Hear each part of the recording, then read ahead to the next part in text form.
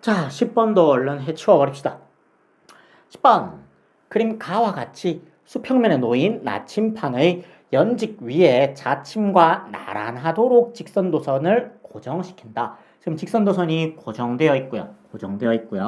그리고 그림 나는요. 직선도선에 흐르는 전류를 시간에 따라 나타내는 것인데요. 보니까 전류가 약했다가 강해지네요. 오케이. 그럼 여기 이거 그래프 보고 난 다음에 한 가지 유추해야 될 게 있어요. 아, 이 직선도선에 전류가 흐르면은 뭐가 생길 건데? 자기장이 생길 건데.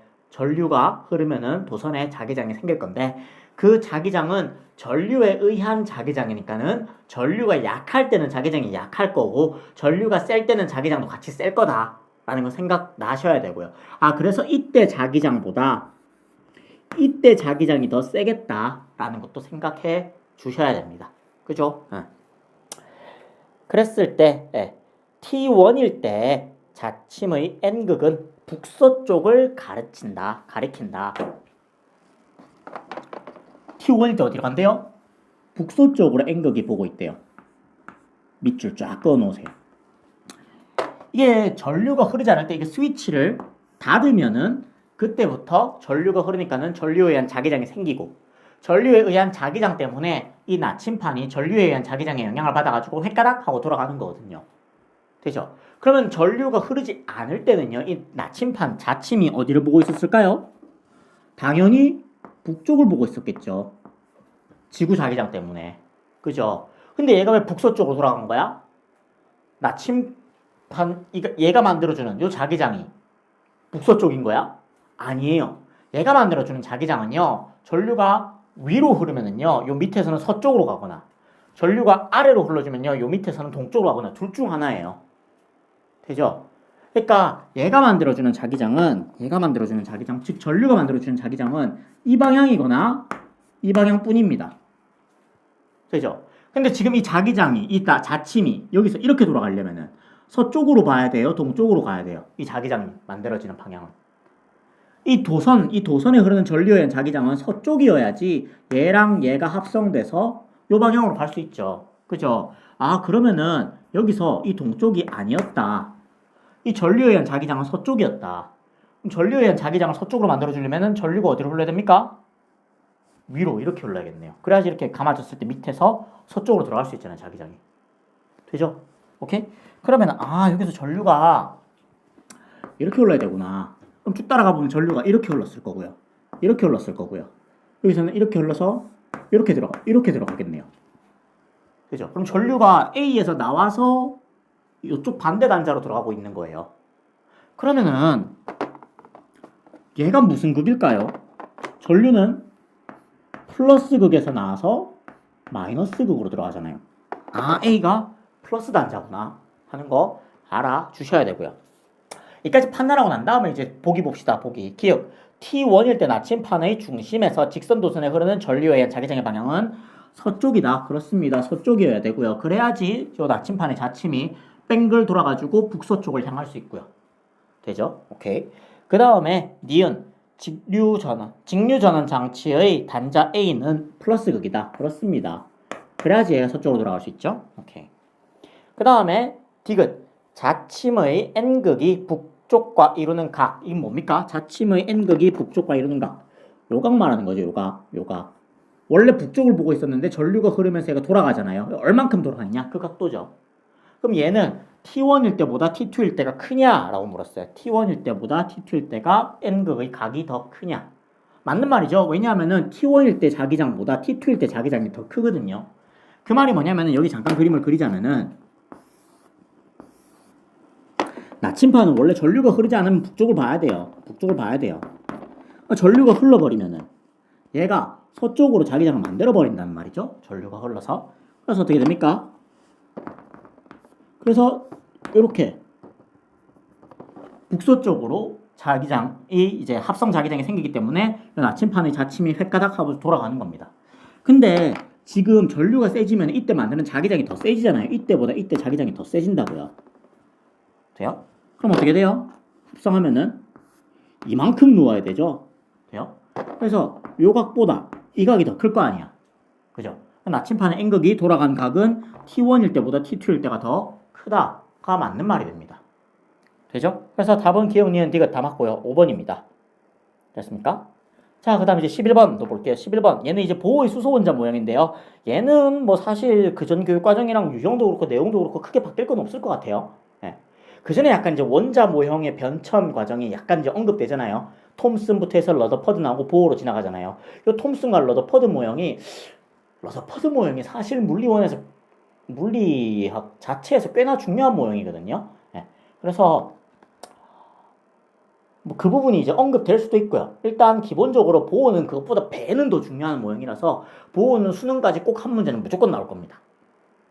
그래서 보호 문제는 잘 연습해 두셔야 돼요. 보호는 다행히도 그전 교육과정과 현 교육과정의 내용도 별로 차이가 없고 유형도 크게 달라지진 않을 거거든요. 그래서 그냥 그전 교육과정 문제로 연습하셔도 크게 무리는 없을 거예요. 자, 볼게요. 11번. 그림 가. 얘가 그림 가인데요. 그림 가는요. 보호의 수소 원자 모형에서 양자수 n에 따른 에너지 준위의 일부와 전자의 전위에서 방출되는 빛 AB를 나타낸 것이다.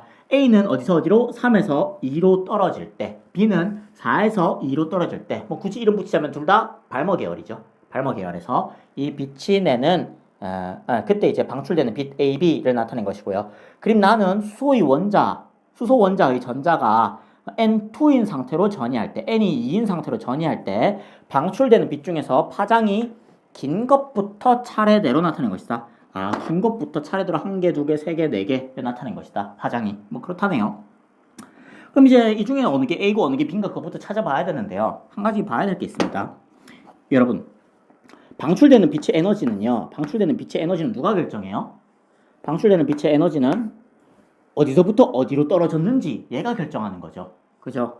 얘가 처음에 이거를 선생님이 그냥 E2라고 할까요? 1이라고 해도 상관없는데 1, 2, 3 해도 상관없는데 요 숫자 맞춰주려고 일부러 그냥 2로 할게요. 요건 이제 E3, 이거는 E4 이렇게 됩니다. 이 말이 뭐냐면은 전자가 2번 껍질에 있는 전자들은 에너지를 E2를 가지고 있겠다라는 말이에요. E2만큼의 에너지를 가진 에너지는 2번 껍질에 존재하게 되고요. E3만큼의 에너지를 가지게 된 녀석은 3번 껍질에 존재하고요. E4만큼을 가지게 된 녀석은 4번 껍질에 존재합니다. 되죠? 그러면은 E3에 있던 애가 E2로 떨어지면요. 원래는 E3만큼 에너지를 가지고 있었는데 이제 E2밖에 못 가지는 거잖아. 그러면은 여기서부터 여기까지 차이값에 해당하는 그 에너지를 방출하는 거죠. 돼요? 그렇기 때문에 어떤 E 처음에 가지고 있던 에너지에서 E 나중에 가지게 되는 에너지 차이값만큼을 빛에너지 어떻게 구합니까? 우리가 플랑크 상수 H에다가 진동수 F, 빛의 진동수죠. 해서 이렇게 구하게 됩니다. 그죠? 요 에너지 차이값만큼 빛의 진동수는 정해지는 거죠. 이만큼의 에너지를 빛은 방출한다. 되죠? 네. 그러면은 한번 볼게요. 그러면은 A는 3에서 2로 떨어지잖아요. B는 4에서 2로 떨어지잖아요. 그럼 어디가 에너지가 더 커요? A의 에너지보다 B의 에너지가 더 크겠네요. 더 높은 데서 떨어지니까는. 그죠? 그러면은 얘는 어떤 HFA일 거고요. 얘는 HFB겠네요. 그죠? 그러면은 어디가 더 커요? 얘가 더 크죠? 이거 그냥 바꿨으면 이렇게 되잖아요. 다시 바꿨으면은 E는 H 람다 A분의 C 그리고 H 람다 B분의 C 똑같은 식이죠. 셋 다. 이쪽이 더 큰 거죠. 돼요? 그럼 결론으로 우리는 어떤 걸 할 수 있습니까? 결론. A에서 방출되는 빛이랑 B에서 방출되는 빛 중에 B에서 방출되는 빛의 에너지가 더 크고 그 말인 즉슨 진동수가 A 방출될 때 빛의 진동수보다 B가 방출될 때 빛의 진동수가 더 크고 그 말은 파장은 A에서 방출될 때 빛의 파장과 B에서 방출될 때 빛의 파장을 보면은 A에서 방출되는 파장이 더 길다라는 말이 되는 거죠. 돼요? 요 관계까지 알아냈으면은 그 다음에 이제 그러면 한번 봅시다. 진동수는 A가 B보다 크냐? 아니다. 진동수는 B가 A보다 크다. 틀렸다. 에너지는 A가 B보다 크냐? 에너지는 A가 B보다 작냐? 그렇다. 에너지는 A가 B보다 작다. 그죠? 디귿. B의 파장은 450 나노미터보다 작냐? 그럼 B의 파장이 어디 있는지 봐야죠. B의 파장이 얘인가 얘인가인데요. 그럼 볼게요. 지금 이게 파장이 긴 것부터 차례대로 4개 하나 둘 셋 넷을 넷 이렇게 4개를 놨던 거예요. 그럼 파장이 긴 것부터라는 말은 다시 말하면은 진동수가 작은 것부터인 거죠. 되죠? 파장이 긴 녀석 이쪽이 파장이 길고 이쪽이 파장이 짧잖아요. 그럼 얘가 진동수가 큰 녀석인 거고 얘가 진동수가 작은 녀석인 거죠. 다시 말하면은 여기가 에너지가 큰 녀석인 거고 여기가 에너지가 작은 녀석인 거죠. 돼요? 그럼 다시 말하면은 파장이 긴 것부터 4개를 나열한 거는요. 에너지가 작은 놈부터 4개를 나열한 거예요. 됩니까? 그럼 에너지가 작은 놈부터 4개를 나열한 거면은 2번으로 떨어진 애 중에서 에너지가 제일 작은 애가 누구예요? 3에서 2로 떨어진 애가 에너지가 제일 작죠. 그 다음으로 작은 애는 4에서 2로 떨어진 에너지가 더 작을 겁니다. 그 다음으로 작을 겁니다. 그 다음으로 이제 작은 놈은 뭐 5에서 2로 떨어지고 그 다음으로 작은 놈은 6에서 2로 떨어지고 그죠? 제일 작은 놈은 누구예요? 3에서 2로 떨어진 애가 에너지가 제일 작아요. 됩니까? 이런 거 보면은 이제 처음에 이런 거 생각하다가 나중에는 시험 칠 때 어떻게 적어야 돼요? 아, 파장이 긴 녀석부터 에너지가 작은 놈부터 에너지가 잘 작으려면은 3에서 2 바로 윗껍질에서 떨어진 애가 에너지가 제일 작겠다. 그래서 3에서 2 적어 주셔야 되고요. 얘가 4에서 2 얘가 5에서 2 얘가 6에서 2 적어 주셔야 됩니다. 돼요? 파장은 그래서 얘가 제일 길고요. 뭐 나중에 되면 이거 한참 보다 보면 외워요. 656, 486, 434, 410이에요. 이런 거 왜 외워요? 모르겠어요. 하다 보니까 외웠어요. 뭐 그래요. 그러면 얘가 뭡니까? 얘가 A 빛이죠. 얘가 B 빛인 거죠. 4에서 2로 떨어지는. 그죠? 그럼 뭐라고 했습니까? B 파장은 450 나노미터보다 작냐? 아니다. B 파장은 450 나노미터보다 길다. 되죠? 이렇게 되겠습니다. 그래서 답은 니은만 맞았죠. 450 나노미터보다 기니까는 니은만 맞았고요. 그럼 답은 1번 되겠습니다. 되죠? 오케이. 자, 그러면은 12번 또 계속 한번 가볼게요. 12번 얘는 진짜 간단해요. 얘는 뭐 그렇게 크게 고민할 것도 없는데 이건 뭐예요? 지금 고열원에서 열을 흡수하는데 얼만큼 흡수하는지 몰라요. 근데 저열원으로 얼만큼 Q만큼 방출한다고 하나요? 그렇네요. 저열원으로 Q만큼 방출하고 그리고 W만큼 일을 한대요. 이때 열 효율을 구하래요. 게임 끝났죠? 뭐 그렇게 고민할 거 있겠어요? 열 효율이란 거 어떻게 구해요? 열 효율 E라고도 표현하죠. 네. 어떻게 구해요? 고열원에서 공급받은 열 고열원에서 공급받은 열 분의 한일 혹은 다시 적으면은 고열원에서 공급받은 열 분의 고열원에서 공급받은 열 마이너스 저열원으로 방출한 열 이렇게 적잖아요. 그렇죠? W는 이렇게 쓸 수 있으니까는 그 말은 다시 뭐냐면은요 고열원에서 준 열은 저열원으로 빠져나가고 일도 한다 이런 말인 거죠. 그죠? 그럼 뭡니까? 우리 예구하면 되잖아요, 얘. 근데 여기에 관계식임이 다 나와 있네요. QH가 뭡니까? QL. 여기서는 이게 Q죠. 그죠? Q 더하기 W 분의 W. 하면 끝나는 거죠. 됐죠? 이게 열 효율입니다. 답은 몇 번? 3번이 되겠네요. 됐죠? 자, 그 다음에 이제 13번 한번 보겠습니다. 13번은요, 광전효과 문제인데요. 한번 13번 문제 읽어보면은 그림은 동일한 금속판 밑줄 쫙 그어 놓으세요. 동일한 금속판이란 건 뭘 준 겁니까? 이 금속판 여기 사용한 금속판의 일함수와 W라고 표현하죠. 워크 펑션. 여기서 이 금속판의 일함수가 같은 거죠. 서로 동일한 금속판이니까. 그죠? 그러니까 말을 바꾸면은요, 동일한 금속판에 라고 하면요, 서로 일함수가 같은 금속판에 단색광 A, B를 각각 비추었을 때 광전자가 방출되는 모습을 나타낸 것이다. 아, 여기서 하니까는 여기서 빛을 쏴주니까는 광전자가 방출됐고요. 여기서 단색광 B를 쏴주니까는 전자 B가 방출됐네요. 돼요? 오케이. 그럼 여기서요 봤을 때 이 단색광 A나 단색광 B나 둘 다 이 금속판의 이람수보다는 큰 에너지를 가지고 있구나. 되죠? 어떻게 됩니까? 이 가지고 있는 빛의 에너지에서 이람수를 뺀 만큼을 전자가 최대 운동 에너지로 들고 나오잖아요. 그쵸? 네. 한번 봅시다. 그때 방출되는 광전자 중 속력이 최대인 광전자 A, B가 있는데요. 각각 그러면 최대 운동 에너지를 가지고 있는 광전자라는 말입니다. 명시적으로 속력이 최대인 전자라고도 줬어요. 되죠? 그러면 A의 속력과 B의 속력이 있는데 이때 이 전자가 가지고 있는 에너지가 얘가 이 A만큼을 가지고 있고요. 얘가 이 B만큼을 가지고 있어요. 근데 누가 더 크대요? 이 A가 이 B보다 크대요. 되죠? 그럼 봅시다. 여러분. 얘는 이제 EA라고 그냥 임의로 둬버릴까요? 그러니까 단색광 A가 가지고 있는 에너지가 EA고요. 단색광 B가 가지고 있는 에너지가 E 라지 B입니다. 그럼 여기서 이 A에서 워크 펑션 W 뺀 만큼을 얘가 최대 운동 에너지로 들고 나왔겠죠. 그리고 여기서는요.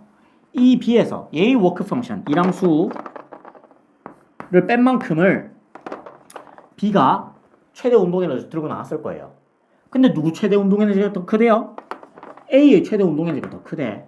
그럼 애초에 빛 A가 가지고 있었던 에너지가 빛 B보다 가지고 있었던 에너지보다 컸던 거야. 되죠? 지금 애초에 요 A의 에너지가 B의 에너지보다 컸던 거예요. 빛이. 그 말은 빛의 에너지가 크다는 말은 빛의 에너지는 진동수에 비례하니까는 A의 에너지가 더 크다는 말은 A의 진동수가 더 크다는 말이 되죠. 맞는 말입니다. 기억. 되죠? 그 다음에 이제 방출된 전자의 물질파의 파장은 누가 더 기냐라고 물었어요. 물질파, 이번에 이제 새로 들어온 개념이죠. 아직 4단원까지 공부 안 했으면요. 물질파라는 단어 보자마자 넘겼을 수도 있는데요. 정말 간단한 문제입니다. 물질파, 우리 람다 어떻게 구해요?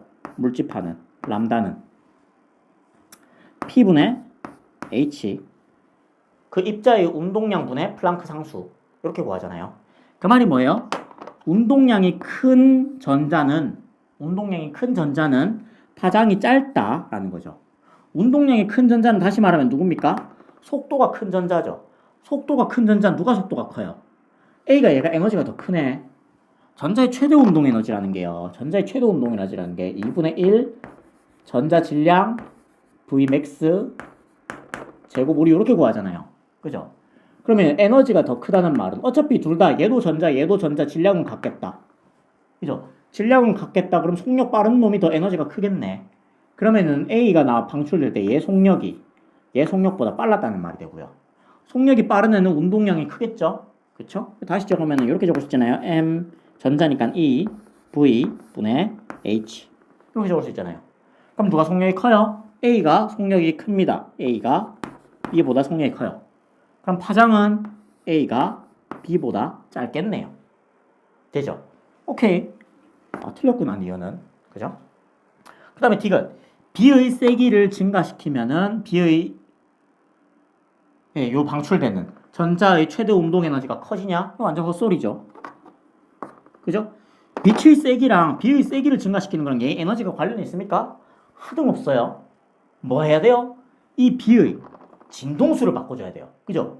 이 B의 진동수를 바꿔야지 방출되는 광전자의 최대 운동 에너지가 늘어나는 거지. 이 진동수를 가만히 둔 채로 백날 빛을 세게 때려준다 해가지고요. 얘가 바뀌지는 않습니다. 됩니까? 뒤에 틀렸다. 그럼 기억만 맞고요. 답은 1번 되겠습니다. 자, 이제 14번도 갈게요. 14번 얘는 이제 다이오드 문제입니다. 문제가 좀 중복돼 보이는 게 좀 있네요. 14번 그림 가는요. 불순물 A를 도핑한 반도체 A. 그쵸? 불순물 A를 도핑한 반도체, 얘가 반도체 A네요. 대충 그렸어요. 얘가 반도체 A입니다. 인데요. 원자과 전자의 배열을 나타낸 거래요. 원자과 전자의 배열을 보니까는 이거 전부 다 실리콘이에요. 실리콘이 몇 쪽입니까? 14쪽이죠. 팔 몇 개?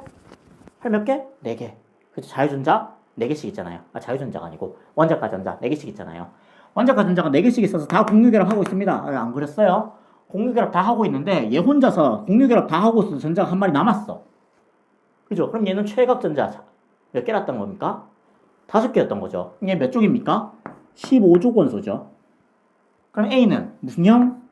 N형이죠. 돼요? 아, 얘 N형 반도체구나. 그 다음에 뒤에 읽어보니까는 나는 A를 포함한 PN 접합 다이오드. 아, 이 A가 N형 반도체인데 이 N형 반도체를 섞어가지고 PN 접합 다이오드를 만들었어요. X가 N인지 Y가 N인지 아직 몰라요. 그죠? 이렇게 연결된 회로에서 불이 켜진 모습을 나타낸 것이에요. 아하. 왜 전구 그리다 말았지? 불이 켜졌대요. 불이 켜졌다는 말은 순방향 전압이 걸렸다는 거죠. 순방향 바이어스가 걸렸다고도 말하죠. 순방향이 걸렸다는 말은 여기 이거 플러스고 얘가 마이너스니까는 플러스에서 마이너스 쪽으로 이렇게 전류가 흐를 거 아니에요. 전류가 이렇게 흘러줄 거 아니에요. 그죠? 그럼 어떻게? 전류가 플러스에 P형이 연결되고 마이너스에 N형이 연결돼. 얘가 순방향일 거 아니에요. 그래서 전류가 흐르고 전구에 불이 켜질 거 아니에요. 그죠? 그럼 뭡니까? 아, 이 Y가 N형이니까 얘가 반도체 A겠구나 라고 생각해 주시면 되는 거죠. 오케이? 됐어요? 이에 대한 설명으로 옳지 않은 것은 옳지 않은 것을 고르래요. 생각보다 이번 모의고사는 이 옳은 것, 옳지 않은 것에서 5개 중에 고르는 거 많네요. 기운, 이은, 디귿 보기만 내진 않네요. 요즘은 워낙 물어볼 게 많았나 봐요. 자, 일단 1번 A의 원자가 전자는 5개이다. A 원자가 전자 5개. 그쵸? 다 결합하고도 하나 남았었으니까는 5개. 15족 원소 맞고요. A는 N형 반도체이다. 그렇습니다. N형 반도체고요. 다이오드는 순방향 전압, 순방향 바이어스가 걸린다. 그렇죠. 얘가 순방향 전압이 걸렸으니까는 순방향이 걸렸으니까는 전류가 흘렀던 거고요. 전류가 흘렀으니까 전구에 불이 들어왔던 거잖아요. 그죠? 오케이, 맞는 말. X가 A다. 아니죠. Y가 A죠. 아, 답은 4번이구나. 5번. Y에서는 주로 전자가 전류를 흐르게 한다. 그쵸? Y는 N형 반도체고요. N형 반도체의 주요 전화 운반자는 전자입니다. 되죠? 그럼 한 김에 P는 주요 전화 운반자가 누구예요? 양공이죠. 됐어요? 오케이. 자, 그럼 얘는 답은 4번이고요. 자, 이제 15번 해서 뒷파트 후반전 한번 달려봅시다. 자, 이제 후반 막판 시작합니다. 이제 15번 문제 보면은 얘는 파동의 간섭 문제죠. 파동 간섭하면 여러분이 배우는 간섭이 3개 있어요. 뭐죠? 소리 간섭, 물결파 간섭, 빛 간섭. 요 3개죠. 빛 간섭에서 막 경로차가 어쩌고 저쩌고 슬릿, 이중 슬릿 해놓고 경로차가 어쩌구니 뭐 그런 거 딱히 그거는 아마 여러분 교육과정 아니에요. 그건 물리 2 하는 애들이 하는 거고요.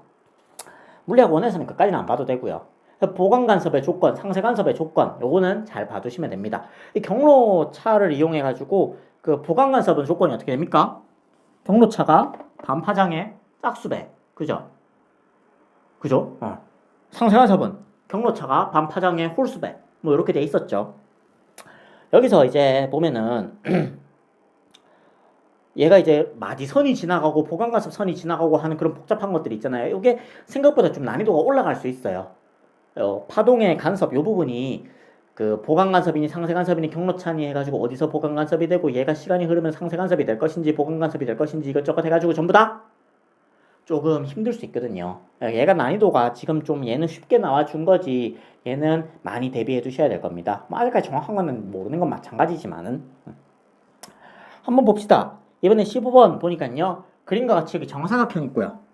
정사각형의 두 꼭지점에 놓인 스피커 A, B 여기 스피커 A, B를 놔뒀습니다.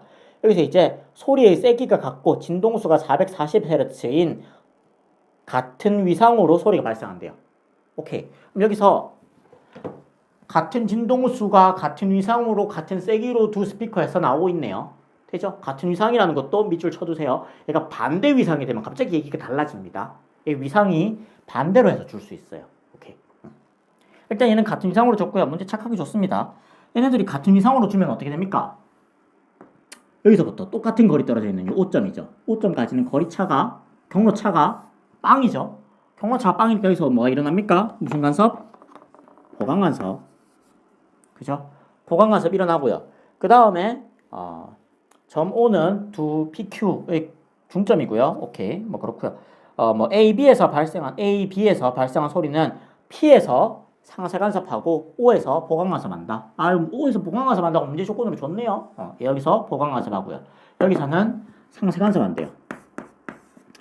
되죠? 그러면 O점 여기 중점을 중심으로 여기에 경로차가 0인 요 점을 중심으로 얘랑 얘랑 대칭이잖아요. 대칭이니까 여기도 누구? 상쇄간섭인 거죠. 되죠? 여기에 마지선이 지나가고 있는 거야. 되죠? 그랬을 때 기억 Q에서 소리는 상쇄간섭한다. 그렇습니다. Q에서 상쇄간섭 해야 되고요. 니은 중첩된 소리의 세기는 P와 O에서 서로 같냐? 아니죠. 여기는 보강간섭 하잖아요. 보강간섭 하니까 소리가 어떻게 됩니까? 더 크게 들릴 거고요. P에서는요. 상쇄간섭 하니까 소리가 안 들려요. 아주 작게, 매우 미세하게. 원래 이론적으로는 소리가 들리면 안 됩니다. 상쇄간섭 해버리니까. 뭐 그렇게 됩니다. 오케이. 그래서 소리의 세기는 O에서가 P에서보다 훨씬 셉니다. 오케이 되고요. 이제 디귿 PQ에서 보강간섭하는 지점은 짝수개다. 자, 이게 정확하게 몇 개인지는 몰라요. PQ 요 선상에서 보강간섭하는 애가 홀수개냐 짝수개냐 그것만 묻는 거야. 그럼 볼게. 여기 보강간섭 선이 이렇게 딱 지나갈 거거든요. 보강간섭 선이 있으면은 요 양옆으로 뭐가 있습니까? 마디선이 하나씩 있겠죠. 경로차가 2분의 람다인. 경로차가 2분의 람다인. 그럼 상쇄간섭 선이 지나가겠죠. 마디선. 그 다음에 이제 경로차가 람다인. 녀석이 람다인 선. 그러니까 또 이제 보강간섭 선. 보강간섭 선이 여기서 뭐 이렇게 지나갈 거고요. 그리고 그 옆에 또 상쇄간섭 선. 마디선이 뭐 이렇게 여기 이렇게 지나가고 있어야 되죠. 됩니까? 그럼 뭐가 되냐면 여기 보강간섭 선이 사실 이거보다 더 많을 수도 있어요. 선이 되게 촘촘할 수도 있잖아. 선이 되게 촘촘하더라도 여기를 대칭으로 양옆에 하나하나씩 생긴단 말이죠. 그럼 양옆에 하나하나 뭐 더 있으면 또 하나하나 이렇게 생긴단 말이죠. 대칭으로. 그러면은 여기서 짝수개가 있기 때문에 얘 때문에 무조건 홀수개밖에 생길 수가 없어요. 양옆으로 대칭으로 하나하나씩 생기기 때문에 얘 때문에 얘는 가운데 하나 있잖아요. 얘 때문에 P에서부터 Q까지 해서 보강간섭은 무조건 홀수번 일어날 수밖에 없습니다. 됩니까? 오케이. 그래서 보강간섭 하는 지점은 짝수개가 아니고 홀수개입니다. 그러니까 답은 1번이 되겠네요. 그죠? 이거 적어놓고서 왜 안 썼지? 네. 16번도 한번 보겠습니다. 16번. 그림 가는요, 매질 A와 매질 B에서 X 방향으로 진행하는 파동의 어느 순간의 변이를 위치 X에 따라 나타낸 것이다. 지금 파동이 플러스 X 방향으로 이렇게 진행하고 있는 파동인데요. 얘를 이제 변이를 위치 X에 따라 나타낸 거래요. 그림 나는 가의 순간부터 매질 위의 점 P, 여기 보면 점 P가 있는데요. P. 얘의 변이를 시간에 따라 나타낸 것이래요. 시간 T에 따라 나타낸 것이래요. 얘가 시간에 따라서 점점 내려갔다가 올라갔다가 하는 거를 여기서 이제 기록한 거네요. 그럼 봅시다. 우리 여기서 뭐 할 수 있어요? 요 그래프, 여기 가에서는. 그죠? 가 그래프에서는 파장을 할 수 있죠. 파장을. 돼요? 그러면은 얘가 0에서부터 3m까지는 파장이 몇 미터입니까? 파장이 한 꼬불이 한 파장이니까는 2m네요. 람다가 2m. 여기서는 파장이 몇 미터입니까? 한 꼬불 하면 몇 미터죠? 4m. 여기서 파장을 할 수 있고, 여기서는 뭘 할 수 있습니까? 주기를 할 수 있죠. 주기. P점이 한 번 진동하는데 시간이 0.2초. 이런 걸 할 수 있잖아요. 주기를 하면 뭐가 할 수 있어요? 주기의 역수. 주기의 역수가 진동수죠. 진동수가 5Hz인 파동이구나 라는 거죠. 됩니까? 여기서 이제 B에서 파동의 속력은 이라고 하는데요. 그럼 볼게요. 이거 엄밀히 따지면 이거 이제 파동이 굴절된 겁니다. 지금 1차원상이라서 굴절이 안 보이는데 2차원으로 됐을 때 이제 파동의 경로가 꺾이게 될 거예요. 굴절이 왜 일어나요? 굴절의 원인.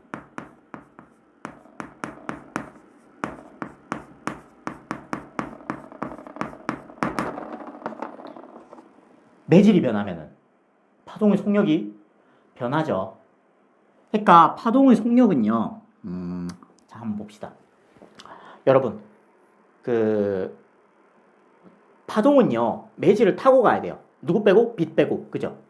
빛은 매질이 없는 녀석이, 전자기파는 매질이 없는 녀석이고요. 전자기파를 뺀 역학적인 파동은 전부 다 매질을 타고 가야 됩니다. 그럼 매질을 타고 가야 된다는 거는 이 파동의 전파 속력이 매질에 영향을 받는다는 말이에요. 그래서 매질이 변하면은 속력이 변해요. 속력이 변해서 진행 방향이 꺾이는 거를 우리가 굴절이라고 합니다. 돼요? 그럼 여기서 이제 얘가 이렇게 진행하면서 파장이 변해버리잖아요. 이게 무슨 말이냐면은 얘가 이렇게 진행하면서 속력이 변했다는 걸 의미합니다. 이게 무슨 말이냐? 우리가 파동의 속력을 우리 어떻게 정합니까? 파동의 속력? 파동의 속력은 V는 F 람다 이렇게 쓰잖아요. 그죠?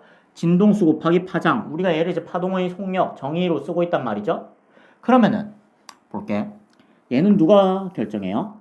이게 되게 중요한 겁니다. 되게 중요한 거예요. 파동의 속력은 누가 결정해요? 파동의 속력은 매질이 결정합니다. 매질이 변하면은 파동의 속력이 변해요. 되죠? 그럼 매질이 일정하면은 파동의 속력이 일정합니다.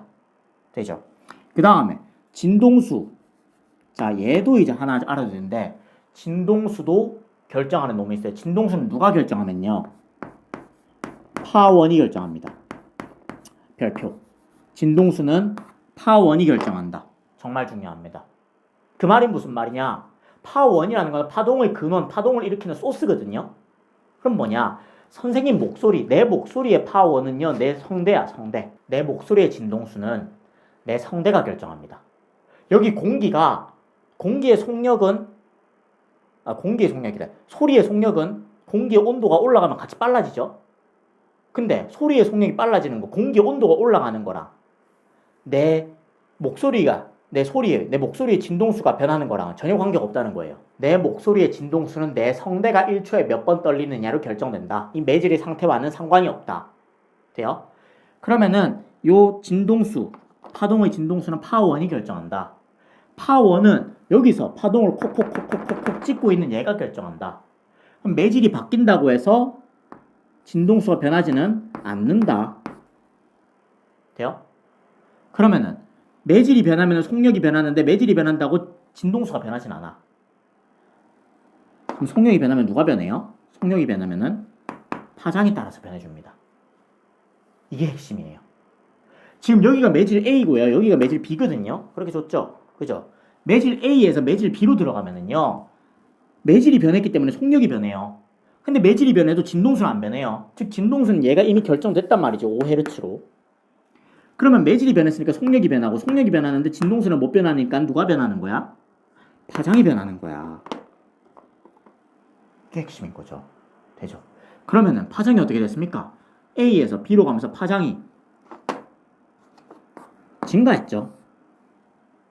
파장이 증가했다는 말은 A에서 B로 갈수록 소리라는 말은 없죠. 이 파동이 속력이 증가했다는 말이죠.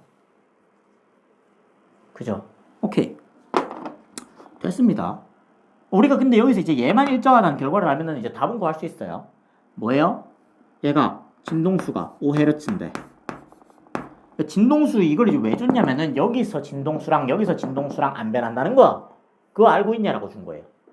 되죠? 네. 그래서 5Hz인데요. 파장이 몇 센티미터? 몇 센티미터죠? 미터가 아니고. 네. 파장이 4cm. 4cm. 그럼 속력은 20cm/s. 이렇게 나오겠네요. 그래서 답은 4번입니다. 됐나요? 오케이. 자, 그러면은 이제 대망의 4페이지 한번 넘어가 보겠습니다. 고. 자, 그러면 이제 17번 갈게요. 17번. 얘는 뭐 또 되게 간단했죠. 그냥 사실 형광등이 빛을 내는 원리를 몰라도 밑에 기역, 니은 설명만 읽어도 풀 수 있는 문제였습니다. 볼까요? 기역은요, 살균 기능이 있어서 식기소독기에 사용된대요. 누굽니까? 자외선이죠. 그렇죠? 니은은 광학 현미경에 사용된대요. 가시광선이죠. 답 1번입니다. 돼요? 그렇게 해도 되고요. 형광등의 원리에 대해서 잠깐만 설명하자면요. 형광등이라는 거는요, 어떻게 빛을 내냐? 형광등 안에는요, 이렇게 수은 원자들이 있습니다. 수은이 있고, 이 형광등의 안쪽 내부 표면에 뭐가 발려져 있냐면은 내부 표면에 형광물질이 발려져 있어요. 형광물질이. 그러면은 어떻게 되느냐? 자, 여기 양 끝에 전극이 있거든요. 전극에서 고전압을 걸어줍니다. 고전압을 걸어주면 여기서 빠직 하면서 이제 전기가 튀겠죠. 그 전기가 튈 때 그 에너지, 이 고전압을 걸었을 때 그 에너지를요, 이 전기 에너지를 수은이 흡수하게 돼요. 전기 에너지를 수은이 흡수하게 돼요. 그럼 수은 안에 있는 전자가 에너지를 얻었으니까 들떠버리죠. 수은 안에 있는 전자가 에너지를 얻어서 들떴으니까 그 들뜬 전자는 다시 안정화되면서 빛을 방출하겠죠. 에너지 차이만큼. 그 빛을 뭘로 방출하냐면요, 자외선으로 방출해요. 자외선으로. 그러면은 수은이 자외선을 방출하고요. 그 방출된 자외선이 어디에 흡수되냐면은 형광물질에 흡수됩니다. 그럼 이 형광물질을 구성하고 있는 원자들 안에도 전자가 있을 거 아니에요.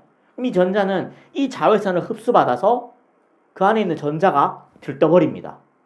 그럼 그 전자가 다시 안정화되면서 이번에는 가시광선을 내놔요. 되나요? 그럼 그 가시광선을 우리가 지금 여기 형광등 빛 보고 있는 거예요. 됩니까? 형광등이 빛을 내는 원리는 뭐 대략적으로 이렇습니다. 그래서 수은의 전기 에너지가 흡수되고 흡수된 전기 에너지 때문에 전자가 들떴다가 안정화되면서 이렇게 자외선을 방출하고요. 방출된 자외선이 형광물질에 흡수돼서 형광물질을 구성하는 원자의 전자가 또 들뜨고요. 걔가 또 떨어지면서 전자가 떨어지면서 이번에는 가시광선을 내뿜는 그런 원리예요. 돼요? 그래서 답은 기역은 가시광선, 기역은 자외선, 니은은 가시광선 해서 답은 1번이 되겠습니다. 되죠? 17번 간단했고요. 18번 얘 전반사 문항이었습니다. 빛의 굴절. 여기 또 살짝 좀 중복되는 느낌이 있어요. 그 전에 사실 12번도 연력학 문제인데 6번이랑 약간 겹치죠. 연력학 파트가. 나왔고요. 18번 얘도 빛의 굴절 파트인데 앞에 16번 얘도 파동의 굴절 파트죠. 뭐 근데 이게 그렇게 아예 겹치는 건 아닌데 그냥 굴절이라는 큰 테마가 비슷하게 겹친다는 거예요. 일단 뭐 그렇습니다. 18번 보면요. 18번은 그림은 반원형 매질 A. 얘가 반원형 매질인데요. A 혹은 B래요. A로도 실험해보고 B로도 실험할 거예요. 여기서 이제 경계면을 따라 점 P와 P에서 Q까지 이렇게 빛을 쏘면서 이렇게 쭉 한번 쏴보는 거야. 그럼 빛이 이렇게 들어갈 때는 입사각이 0이죠. 여기서 빛을 쏘면은 빛이 이렇게 들어가잖아요. 입사각이 0이죠. 입사각은 어디서 재요? 어디서 잽니까? 경계면에 수직한 선. 얘 이름 뭐예요? 뭐 선? 법선. 이 법선을 기준으로 각을 재게 되는데 여기서 이제 빛을 쏴주면은 이때는 입사각이 0도죠. 그러다가 이제 입사각이 점점 커지다가 어디까지? 입사각이 여기서 쏘면은 90도죠. 돼요? 입사각이 0도에서 입사각이 90도로 쭉 빛을 한번 쏴줍니다. 그럼 처음에 각이 작을 때는 어떻게 돼요? 각이 작을 때는 이렇게 굴절돼서 들어가겠죠. 굴절돼서 나가버리겠죠, 빛이. 그죠? 여기랑 여기 경계면에서 빛이 굴절돼서 나갈 거고요. 각을 키우다가 어느 순간 각을 조금씩 더 키우다 보면 어떻게 됩니까? 임계각에 도달하게 됩니다. 그죠? 임계각에 도달하면 굴절각이 90도죠. 그럼 얘보다 각을 더 키우게 되면 어떻게 됩니까? 이 빛은 안으로 전반사해버립니다. 되죠? 그럼 여기서 이제 무슨 말이냐? 이 사이에서 중심 O를 향해 빛을 입사시키는 모습을 나타낸 것인데요. 표는 매질이 A일 때 그리고 B일 때 O에서 전반사 여부에 따라 입사각 세타의 범위를 1, 2로 구분한 거래요. 그럼 봅시다. 지금 A 같은 경우는요. 0에서 42도까지가 한 구간 1구간이고요. 42도부터 90도까지가 2구간입니다. 그리고 얘는 0에서부터 34도까지가 1구간이고요. 34도부터 90도까지가 2구간입니다. 그럼 뭘 기준으로 하겠어요? 전반사 여부인데 어디가 전반사 전이에요? 각이 작을 때 이때가 전반사 전이겠죠. 전반사 전. 얘가 전반사 후겠죠. 그죠? 그래서 각을 점점 키우다 보면 어떤 특정 임계각이 되고요. 임계각을 넘어가면 그때부터 전반사 해버리니까는. 그럼 얘는 뭐다? A는 임계각이 42도네요. B는요, 임계각이 34도네요. 되죠? 이렇게 해서 볼 수 있습니다. 그러면은 여기서 한번 좀 더 들어가 봅시다. 그럼 임계각이 A보다 B가 작잖아요. 임계각이 A보다 B가 작잖아요. 그럼 임계각이 작으려면 어떻게 돼야 돼요? 굴절률이 자 봐봐. 임계각이 작다는 말은 B가 임계각이 A보다 작잖아요. 그럼 이게 매질이 B일 때가 매질을 B로 했을 때가 빛이 조금만 들어가도 확 꺾인다는 거예요. 그죠? 그러니까는 조금만 각도를 줘도 확 꺾이기 때문에 작은 각도를 줬을 때 금방 임계각에 도달한 거예요. 됩니까? 빛이 임계각이 크다는 말은 이 빛이 잘 안 꺾인다는 말이에요. 그래서 더 많이 얘를 이제 점점 키워줘야지 이게 90도가 된다. 임계각에 도달한다 라는 말이 되는 거죠. 그럼 봅시다. 얘는 자그만한 각도로 집어넣어도 금방 꺾인다. 확 꺾인다. 그 말은 뭐다? 여기랑 여기의 빛의 속도 차이가 크다. 그죠? 그러면은 빛의 속도 차이가 크다는 말은 여기서 빛이 느릴 거 아니야. 여기서 빛이 느리고 여기서 빛이 빠를 거 아니야. 그럼 빛이 느리다는 말은 A에서 빛이 더 많이 느립니까? B에서 빛이 더 많이 느립니까? 그죠? A에서 빛의 속도보다 B에서 빛의 속도가 더 느렸던 거죠. 어디서 제일 빨라요? 여기 공기, 밖에 공기죠. 그쵸? 공기에서 빛의 속도는 C입니다. 광속입니다. 그죠? 엄밀히 따지면 공기에서도 빛의 속도가 광속에는 진공일 때인데 공기일 때 속력이나 진공일 때 속력이나 대충 비슷하다고 보거든요. 우리는 그냥 같다고 보거든요. 공기의 굴절률을 우리가 1로 보니까는. 자, 아무튼 그렇습니다. 이게 공기에서고요. 여기서 빛의 속도 차이보다 여기서 빛의 속도 차이가 크니까는 더 많이 확 꺾인 거죠. 그러면 굴절률은 공기에서 굴절률은 1이고요. N 공기 뭐 1이고요. 그 다음 빛의 속도가 느린 A가 굴절률이 더 클 거고요. 빛의 속도가 더 느린 B가 굴절률이 제일 크겠네요. 되죠? 여기까지 판단됐으면은 이제 보기 보는 겁니다. 기억. 전반사가 일어나는 범위는 1이다. 아니죠. 전반사 후 여기죠. 여기부터 이제 전반사가 일어나는 구간인 거죠. 42도가 임계각, 여기는 34도가 임계각이었던 거고요. 오케이? 니은 굴절률은 A가 B보다 작다. 그렇습니다. 니은은 굴절률 A가 B보다 작다. 맞는 말이구나. A와 B로 광섬유를 만든다면은 코어는 누굴 사용해야 됩니까? 코어는 굴절률이 큰 놈을 사용해야 되죠. 클래딩이 굴절률이 작고 코어가 굴절률이 크잖아요. 그럼 누가 굴절률이 커요?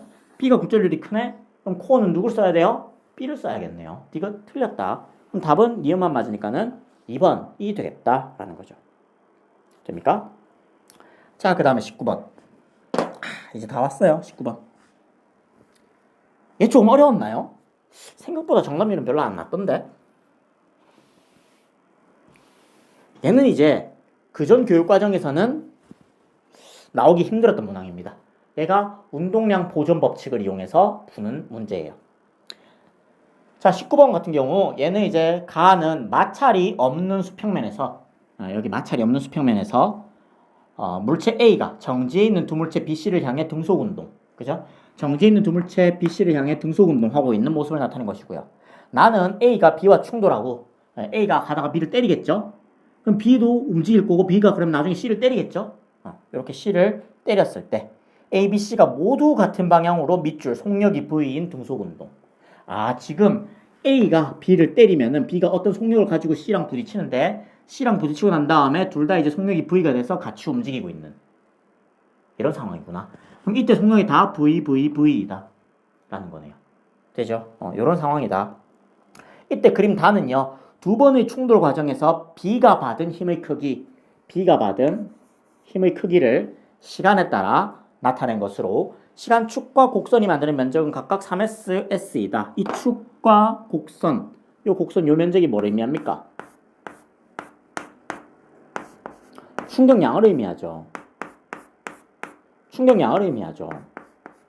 그죠? 충격량은요. F, 델타, T 이고요. 이만큼 뭐가 변합니까? 운동량이 변하죠. 즉 여기서 하고 싶었던 말은요. B가 A와 충돌하면서 A랑 먼저 충돌했죠? 그 다음에 이제 가다가 나중에 C랑 충돌하죠? A랑 충돌하면서 B의 운동량의 변화량이 3S고 C랑 충돌하면서 B의 운동량의 변화량이 S다라는 말입니다. 되죠? 오케이? 네. 그럼 이제 이걸 가지고 문제 풀어나가는 거예요. A가 처음에 운동량을 얼마나 가지고 있었는지 몰라. 뭐 얼마큼 가지고 있었겠죠. 그 다음에 아, 되게 중요한 조건 알겠네요. A와 B의 질량은 같대요. A랑 B는 질량이 같대요. M. 되죠? 이때 이제 처음에 출발할 때 A의 속력은 하고 물었네요. 얘 한번 구해봐라. 오케이. 그럼 A가 출발할 때 처음에 운동량 있었을 겁니다. P예요. 몰라요. 얘 이제 구하면 돼. 얘 P 구하면은 질량 알겠다. 운동량 알겠다. 속력 구할 수 있을 거 아니에요. 되죠? 오케이. 자, 그러면은 요 이제 B의 질량은 A랑 같고요. 부딪히고 난 다음에 가다가 또 A랑 부딪히고 뭐 그렇게 된대요. 자, 그럼 처음에 A랑 B랑 충돌할 때 B가 얼만큼의 충격량을 받습니까? 3S만큼의 충격량을 받죠. 그럼 B 운동량이 얼만큼 증가해요? 3S만큼 증가해요. 그럼 처음에 운동량이 몇이었어요? 제로였어요. 그럼 제로였던 운동량이 3S가 증가하면 몇이 됩니까? 3S가 되겠죠. 그죠? 얘는 운동량이 처음에 0이었는데 B는 운동량이 처음에 0이었는데 A와 충돌하고 나면서 3S가 됩니다. 돼요? 그 다음에 C랑 충돌하면서 이번에는 S인데요. 이 S를요 얻었을까요? 잃었을까요? 잃었겠죠. 그죠? A랑 충돌하면요 A가 B한테 이렇게 힘을 가해주잖아. 즉 이거 잘 봐야 돼요. 운동량 방향이 A랑 충돌할 때는요 A가 힘을 이 방향으로 가해줍니다. 그래서 운동량이 늘어나요. 근데 B랑 C랑 충돌하면 B가 C를 때리죠. 그럼 C는 이 방향으로 힘을 받는 거 맞거든요. 그래서 C는 충격량을 받아서 운동량이 증가해요. 근데 B는요, 이 반작용이잖아. B가 C를 때리면 C가 B를 때린다. 작용 반작용이잖아요. B는 이 방향으로 힘을 받습니다.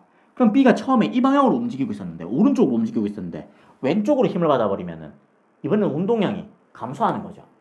돼요? 오케이. 그럼 이는 운동량이 감소해요. 얼만큼? S만큼 감소해요. 그래서 충돌 후에 C와 충돌하면서 B는 운동량이 ES가 됩니다. 돼요? 오케이. 이때 B의 속력이 몇이래요? B의 속력이 이때 운동량이 MV라는 거니까는 그죠? B 운동량이 지금 처음에 0이었다가 A랑 부딪히면서 3S를 얻고 C랑 부딪히면서 S를 잃어가지고 ES가 됐다는 거잖아요. 이때 B의 속력은 V라잖아. 다 충돌하고 난 다음에. B의 질량과 A 질량 같았으니까 질량 M의 속력 V에서 이게 MV입니다. 돼요? 그럼 얘가 MV. 그럼 이때 얘도 질량 같잖아요. 질량 같고 얘도 속력 V라며. 얘도 MV. 근데 알고 보니까 이 MV가 몇이었어? ES였어. 그럼 얘도 몇 가지고 있었습니까? ES 가지고 있었죠. 됩니까? 그럼 이 ES는 어떻게 된 거예요? ES는 B한테 3S 주고 ES 된 거지. 다시 처음으로 돌아가자면은, 다시 보자면은, 자, 얘는 A랑 충돌하면서 3S였다가, 나중에 C랑 충돌하면서 ES가 됐어. 그죠? C랑 충돌하면서 ES가 됐으면은, C는 얘는 몇이 됐을까? S가 됐겠죠. C는 처음에 운동량 빵이었잖아요. 얘가 처음에 P, 제로인데, 충돌하고 난 다음에 P-3S, 제로 되잖아요. 되죠? 그 다음에 다시 한 번 더 충돌하고 난 다음에 밑에다 한 번에 적을까? 자, A, B, C 한 번에 그냥 간단하게 적을게요. 따라와 주세요. 어려워하지 말고 A가 처음에 P, 얘는 정지 몰라. 그래서 충돌하고 난 다음에 A는 3S만큼 잃어. B는 3S를 얻어. 얘는 아직 충돌 안 했으니까 빵. 그죠? 얘는 그 다음부터 충돌 없으니까 3S 잃은 채로 쭉 갈 거고, 그리고 얘는 C랑 충돌하면서 S를 잃어. 그럼 ES 될 거고, 얘는 그럼 S를 얻어. S 될 거고. 되죠? 이때 얘랑 지금 속력 같고 질량 같으니까 이게 같다는 거죠.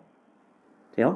P에서 3S 이런 거나 ES나 지금 같다는 말이죠. 따라서 P는 5S고요. 이때 우리가 ES를 그냥 MV라고 잡았으니까는, 그죠? MV라고 잡았으니까는 5S는 몇입니까? 2분의 5 MV죠. 이게 P였다는 거죠. A가 처음에 가지고 있었던 운동량. 돼요? 그럼 A가 처음에 가지고 있었던 운동량은 2분의 5 MV인데 A의 질량이 M이니까는 속력은 몇 V다? 2분의 5V다 라는 거죠. 답은 1번입니다. 돼요? 뭐 그렇게 막 어렵진 않죠. 선생님이 지금 강의를 지금 너무 좀 오래 하다 보니까 약간 집중력이 떨어져가지고 약간 설명이 하다가 좀 어려울란가 싶어가지고 설명을 바꿨는데 괜히 헷갈리지 말고요. 요 내용으로 좀 제대로 이해해 주시면은 뭐 별로 크게 힘든 건 없을 거예요. 되죠? 오케이. 자, 그럼 마지막 대망의 20번 풀러 가겠습니다. 고. 자, 이제 마지막 문제 20번입니다. 어려웠어요? 안 어려워요. 진짜 금방이에요. 얘가 이제 그 마찰이 있어가지고 열이 발생해서 역학적 에너지가 보존되지 않는 그런 문항입니다. 문제 한번 볼게요.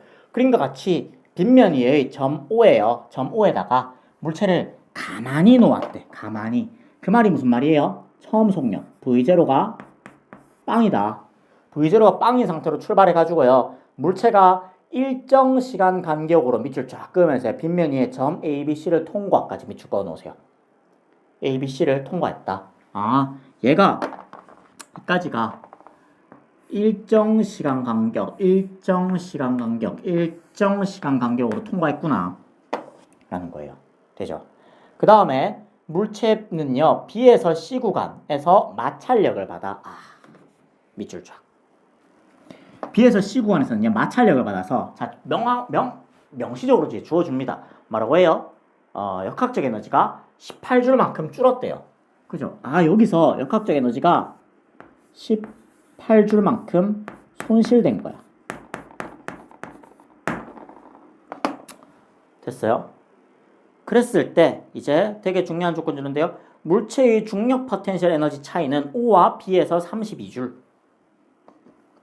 O와 B에서 이때 중력 포텐셜 에너지 차이가 몇 줄? 32줄. 그리고 A와 C에서 잠깐만 할까요? A와 C에서 몇 줄? 60줄이래요. 요 비슷한 조건을 주는 문제가요. 이거 한번 참고해서 풀어봐요. 2014학년도 6월 평가원 8번 문항입니다. 갑자기 생각나가지고요. 나중에 얘랑 조건 비슷하거든요. 조건 되게 비슷하게 줬어요. 그러니까 한번 풀어봤어요. 걔는 뭐가 다르냐면 걔는 여기서 역학적 에너지 손실이 안 일어나. 그때 교육과정에서는요, 마찰력이라는 게 존재하지 않았거든요. 그때 교육과정에서는. 그래서 여기서 이제 열이 발생해서 역학적 에너지가 손실되는 것도 메인이니까는 이렇게 명시적으로 이게 마찰이 존재해서 역학적 에너지가 18줄 손실되는 구간입니다. 됐어요? 그때 이제 뭐 하냐? 마지막으로 이제 뭘 물었냐? C에서 통과할 때 이때 이 물체의 운동 에너지는 하고 물었네요. 자, 그럼 내가 지금 뭘 할 거냐면요. 여기서부터 여기까지 누구 때문에 역학적 에너지가 보존이 안 돼요? 얘 때문이죠. 이 마찰면 때문에. 마찰이 있어가지고 역학적 에너지가 보존 안 되는 거잖아요. 그럼 마찰이 없었으면 역학적 에너지가 보존됐을 거야. 여기 B에서부터 C까지 마찰이 없었으면요. 여기서부터 여기까지 내가 포텐셜 에너지 차이, O에서부터 C까지 포텐셜 에너지 차이를 만약에 구해내면 어떻게 되죠? 포텐셜 에너지가 여기서 이까지 차이를 구하면은 여기서부터 이까지 포텐셜 에너지, 중력 포텐셜 에너지 감소량을 우리가 알 수 있는 거잖아요. 그쵸? 중력 포텐셜 에너지 감소량을 찾았으면은 운동 에너지 증가량을 찾을 수 있단 말이죠. 중력 포텐셜 에너지가 감소한 만큼 운동 에너지가 증가할 건데, 처음 운동 에너지는 빵이었으니까 속력이 빵이잖아요. 그래서 증가한 운동 에너지가 곧 얘의 운동 에너지다 라고 해서 쓸 수 있었을 거예요. 누가 없었으면은? 마찰이 없었으면은. 근데 지금 그 마찰이 있기 때문에 그걸 못 써. 어떻게 돼요? 마찰이 있으면요, 역학적 에너지가 손실되잖아요. 얼만큼? 18줄만큼. 이걸 이제 쓰는 거야. 무슨 말이냐? 마찰이 없었으면은 감소한 중력 포텐셜 에너지가 모두 운동 에너지가 됐었을 텐데, 마찰이 존재하는 바람에 이 감소한 중력 포텐셜 에너지가 모두 운동 에너지가 되지 못했다. 그러면은 중력 포텐셜 에너지 중에서 일부는 손실돼서 사라지고 남은 일부만 운동 에너지가 됐다라는 거예요. 근데 여기서 손실돼서 사라진 에너지를 18줄이라고 준 거지. 땡큐지. 그럼 우리 뭐만 구하면 돼요? 여기서부터 여기까지 중력 포텐셜 에너지 차이만 구하면은 게임 끝. 오케이? O에서부터 C까지 중력 포텐셜 에너지 차이만 구하면은 게임 끝. 거기서 18줄 빼면은 그게 여기서 운동 에너지일 것이다. 라는 거죠. 무슨 말이 됐어요? 그럼 갑시다. 자, 여기 지금 역학적 에너지 보존되죠. 그죠? O에서부터 B까지는 되죠. B에서부터 C까지가 안 되는 거지. 그죠? 그러면은 여기서 큰일 날 뻔했어요. 분필 비싼 건데. 자, 그러면은 여기서 속력이 제로죠. 여기서 속력을 V라고 하면은 여기서 속력 몇 V 됩니까? 2V 되죠. 돼요? 왜냐하면은 시간 간격이 같다면서 같은 시간 간격이라면서요. 그렇다고 여기서 3V 쓸 수 있어요? 여기서는 3V 못 써요. 여기서 3V 왜 못 쓰냐면은 마찰이 있기 때문에 여기서부터 여기까지 가속도, 등가속도 운동을 운동하잖아요. 그렇죠? 여기서부터 여기까지 등가속도 운동이기 때문에 여기서 속력이 t 동안 v 증가했으면 t 동안 v 더 증가할 거예요. 근데 여기서는 마찰이 존재하기 때문에 가속도가 달라지거든요. 이때랑 가속도가 달라지기 때문에 t 동안 v 증가한다고 생각할 수가 없어요. 그래서 여기서 3v를 함부로 쓰면 안 돼요. 되죠? 대신 여기는 이제 v, 2v를 쓸 수 있다는 거죠. 그러면은 여기서는 이제 역학적 에너지가 보존되니까는 여기서부터 여기까지는 포텐셜 에너지 감소한 만큼 운동 에너지가 증가했을 거 아니야. 여기서 운동 에너지를 몇이라고 둡니까? 몰라요. 그냥 2라고 둘 거야. 2제로. 운동 에너지는 2제로입니다. 돼요? 그럼 여기서 운동 에너지는 420가 되겠죠. 속력이 2배 됐잖아. 그죠? 운동 에너지는 2분의 1 mv 제곱이잖아. 그럼 v가 2배 되면 운동 에너지 몇 배 돼요? 4배 되죠. 그래서 여기서 속력이 v, 여기서 2v면은 속력이 1대2, 즉 운동 에너지는 1대4 됩니다. 그러면은 여기서 여기까지 포텐셜 에너지 감소량이랑 여기서 여기까지 포텐셜 에너지 감소량은 1대4인 거죠. 돼요? 운동 에너지가 1대4니까 포텐셜 에너지 감소량이 1대4인 거야. 즉 여기서부터 여기까지 포텐셜 에너지가 2제로만큼 감소했고 여기서부터 여기까지는 320만큼 감소했다는 말이 되는 거예요. 근데 이거 두 개 더하면 몇 줄이에요? 32줄이죠. 게임 끝.